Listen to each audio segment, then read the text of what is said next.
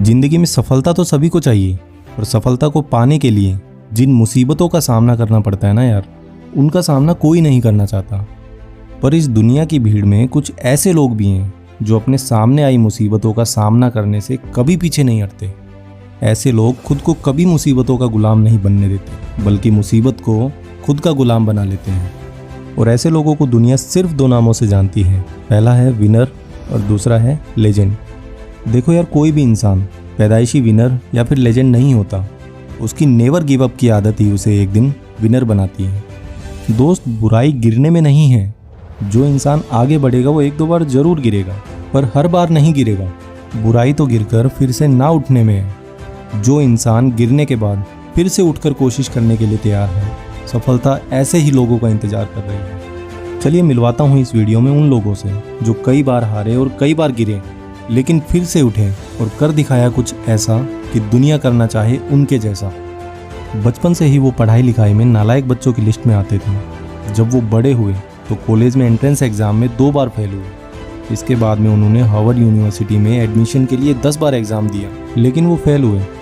एक बार उन्होंने पुलिस की नौकरी के लिए अप्लाई किया, उसमें से उनके 4 दोस्तों का सिलेक्शन हो गया, लेकिन उन्हें ये बोलकर रिजेक्ट कर दिया गया कि आप इस नौकरी के लायक नहीं हैं।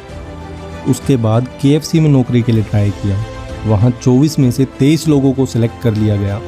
उन्हें फिर से रिजेक्शन का सामना करना पड़ा। इसी तरह उन्हें हर जगह रिजेक्शन ही मिली, लेकिन किस्मत को कुछ और ही मंजूर था। ये हैं इस दुनिया के सबसे बड़ी ई-कॉमर्स कंपनी के मालिक Alibaba.com के फाउंडर जैक मा। और आज इनकी नेटवर्थ है $50.3 बिलियन। और आज जैक मा दुनिया के सबसे अमीर लोगों की लिस्ट में 26वें नंबर पर आते हैं। बचपन से ही उन्हें पागल और मंदबुद्धि समझा जाता था। इसी वजह से उन्हें स्कूल से निकाल दिया गया, क्योंकि उनकी हरकतें सब बच्चों से अलग रहती थीं। एक बार उन्होंने चिड़िया को कीड़े मकोड़े खाते हुए देखा। उन्हें लगा उड़ने के लिए शायद कीड़े मकोड़े खाना बहुत ज़रूरी है।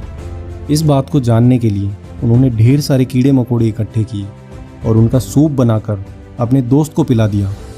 उनका दोस्त उड़ा तो नहीं, बल्कि बीमार होकर ज़मीन पर गिर पड़ा।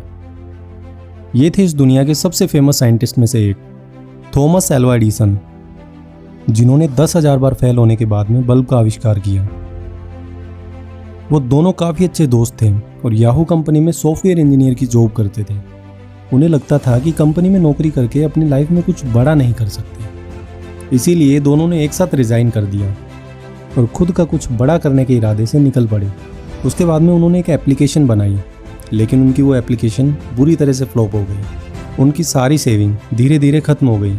इसके बाद में उन्होंने फिर से जॉब करने के लिए सोचा और फेसबुक में जॉब के लिए अप्लाई किया, लेकिन उन्हें वहाँ से रिजेक्ट कर दिया गया। उसके बाद में ट्विटर में जॉब के लिए अप्लाई किया, लेकिन वहाँ भी उन्हें रिजेक्शन ही मिला।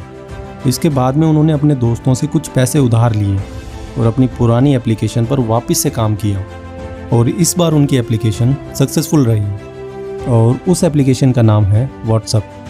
जी हाँ, ये वही व्हाट्सएप है जिसे आप, मैं और पूरी दुनिया यूज़ करती है। और इन दोस्तों का नाम है जेन कॉम एंड ब्रायन एक्टन, जो आज व्हाट्सएप के फाउंडर एंड फेसबुक के शेयर होल्डर हैं। ये ब्रिटिश आर्मी के एक काबिल सोल्जर थे, बट एक बार प्लेन से कूदते समय उनका पैरासूट नहीं खुला और वो 4,900 मीटर की ऊंचाई से सीधा ज़मीन पर आकर गिरे। इस वजह से उनकी रीढ़ की हड्डी 3 जगह से टूट गई थी। डॉक्टर्स ने तो ये भी कह दिया था कि आप अब ज़िंदगी में कभी नहीं चल पाओगे। वो कई महीनों तक हॉस्पिटल में बेड पर एक जिंदा लाश की तरह पड़े रहे। हॉस्पिटल में बेड पर उन्होंने इस दुनिया की सबसे ऊंची चोटी माउंट एवरेस्ट को क्लाइम करने का डिसीजन लिया। माय डियर फ्रेंड, मैं आपको बता दूं, इस घटना के 18 महीने बाद उन्होंने माउंट एवरेस्ट को फतेह करके ब्रिटिश के सबसे यंगेस्ट माउंटेनियर होने का रिकॉर्ड बनाया। और ये थे बियर ग्रिल, जो man versus wild TV show के जरिए लोगों को सर्वाइवल टिप्स देते हैं। ये वही शो है जिसमें अमेरिका के पूर्व राष्ट्रपति बराक ओबामा और इंडिया के प्रधानमंत्री श्री नरेंद्र मोदी जी आ चुके हैं।